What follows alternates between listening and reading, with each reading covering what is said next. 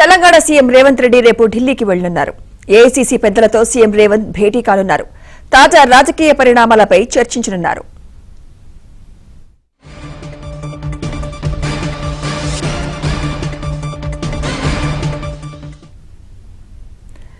Telangana CM Revanth Reddy రేపు ఢిల్లీకి వెళ్లనున్నారు. AICC పెద్దలతో సీఎం రేవంత్ భేటీ కానున్నారు. తాజా రాజకీయ పరిణామాలపై చర్చించనున్నారు. ఇదే అంశంపై మరింత సమాచారం మా ప్రతినిధి నర్సింగ్రావు అందిస్తారు. నర్సింగ్రావు, ఏఐసీసీ పెద్దలతో సీఎం రేవంత్ భేటీలో ఏ అంశాలు చర్చకు రానున్నాయి? నర్సింగ్రావు.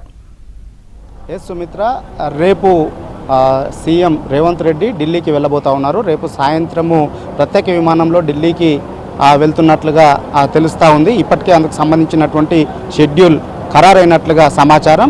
సో ఇప్పటికే తెలంగాణ అసెంబ్లీ సమావేశాలు ఈరోజు జరుగుతూ ఉన్నాయి. అయితే మళ్ళీ తిరిగి 16వ తేదీ నుంచి ప్రారంభమయ్యేటువంటి అవకాశం ఉంది. బీఎస్సీ సమావేశంలో అందుకు సంబంధించినటువంటి షెడ్యూల్ ఖరారవుతుంది. అయితే ఈ గ్యాప్లో రేపు ముఖ్యమంత్రి రేవంత్ రెడ్డి ఢిల్లీకి వెళ్తూ ఉన్నారు.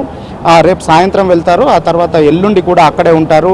ఏఐసీసీ పెద్దలు మల్లికార్జున ఖర్గే, అదేవిధంగా రాహుల్ గాంధీ, ప్రియాంక గాంధీని రేవంత్ రెడ్డి కలుస్తున్నట్లుగా తెలుస్తూ ఉంది. అయితే ఇప్పుడైతే ఢిల్లీ పర్యటన నేపథ్యంలో విస్తృతమైనటువంటి చర్చ ఇటు కాంగ్రెస్ వర్గాల్లో, ప్రభుత్వ వర్గాల్లో పెద్ద ఎత్తున జరుగుతూ ఉంది. ప్రధానంగా ప్రభుత్వం ఏర్పడినప్పుడు 11 మంది మంత్రులు, ముఖ్యమంత్రితో సహా 12 మందితో ప్రభుత్వం ఏర్పాటైంది. ఏడాది కాలం పూర్తి చేసుకుంది. ఇప్పటి వరకు ఇంకా క్యాబినెట్లో 6 బెర్తులు ఖాళీగా ఉన్నాయి. అది ఎప్పటికప్పుడు భర్తీ చేస్తారనేటువంటి ప్రచారం జరుగుతుంది. కానీ ఎప్పటికప్పుడు అది వాయిదా పడుతూనే వస్తుంది. హర్యానా ఎన్నికల తర్వాత ఏర్పాటు చేస్తారని, లోక్సభ ఎన్నికల తర్వాత మంత్రివర్గ విస్తరణ ఉంటుందని చెప్పి, మొన్నటికి ఉన్న మహారాష్ట్ర ఎన్నికల తర్వాత ఉంటుందని అనుకున్నారు.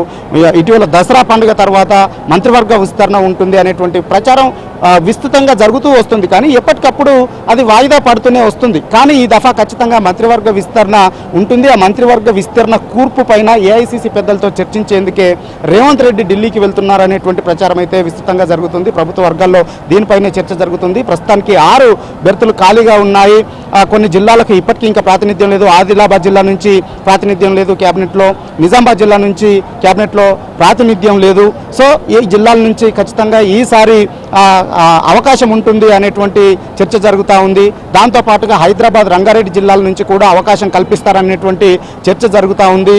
ఇంకా దాంతోపాటుగా నల్గొండ జిల్లాలో మరొకరికి అవకాశం వస్తుందనేటువంటి చర్చ జరుగుతూ ఉంది. సో వీటన్నింటిపైన కూడా మంత్రివర్గ కూర్పుకు సంబంధించి ఏ జిల్లాల నుంచి ఎవరికి ప్రాతినిధ్యం ఇవ్వాలి అనేటువంటి దానిపైన ఈ భేటీలో, ఈ దఫా ఢిల్లీకి వెళ్ళేటువంటి పర్యటనలో ఏఐసీసీ పెద్దలతో చర్చించేటువంటి అవకాశం ఉన్నట్లుగా తెలుస్తూ ఉంది. మొత్తానికి జనవరిలో మంత్రివర్గ విస్తరణ ఉంటుంది. కొత్త సంవత్సరంలో మంత్రివర్గ విస్తరణ ఉంటుంది. ఆ దిశగా ప్రభుత్వం కసరత్తు చేస్తుంది. ముఖ్యమంత్రి రేవంత్ రెడ్డి కూడా కసరత్తు చేస్తూ ఉన్నారు. అందుకోసం ఏఐసీసీ పెద్దలతో చర్చించి ఒక నిర్ణయానికి వచ్చేటువంటి అవకాశం ఉంది అనేటువంటి చర్చనైతే విస్తృతంగా జరుగుతూ ఉంది. దాంతోపాటుగా ఇంకా కొన్ని నామినేటెడ్ పదవులు కూడా భర్తీ చేయాల్సి ఉంది.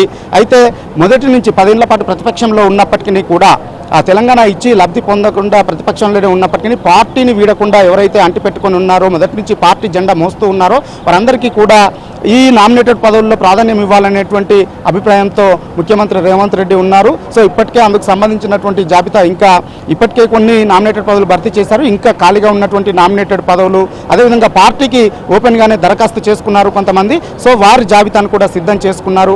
వారిలో ఎవరికి ఏ నామినేటెడ్ పోస్టు ఇవ్వాలనేటువంటి దానిపైన కూడా, కూర్పుకు సంబంధించినటువంటి దానిపైన కూడా ఢిల్లీ పెద్దలతో చర్చించేటువంటి అవకాశం ఉంది. సో ఈ దఫా ఈ పర్యటనలో, ఢిల్లీ పర్యటనలో ఇటు మంత్రివర్గ కూర్పు పైన, అదేవిధంగా నామినేటెడ్ పదవుల పైన ఒక క్లారిటీ వచ్చేటువంటి అవకాశం ఉంది. ఆ తర్వాత ఢిల్లీ పర్యటన ముగించుకొని వచ్చిన తర్వాత వాటిని అనౌన్స్ చేసేటువంటి అవకాశం ఉంటుంది. న్యూ ఇయర్ లో మంత్రివర్గ విస్తరణ 6 బెర్తుల పైన ప్రమాణ స్వీకారం చేసేటువంటి అవకాశం ఉంటుంది. 6 మంత్రులు అనేటువంటి చర్చ అయితే విస్తృతంగా జరుగుతూ ఉంది. Thank you Narsing Rao.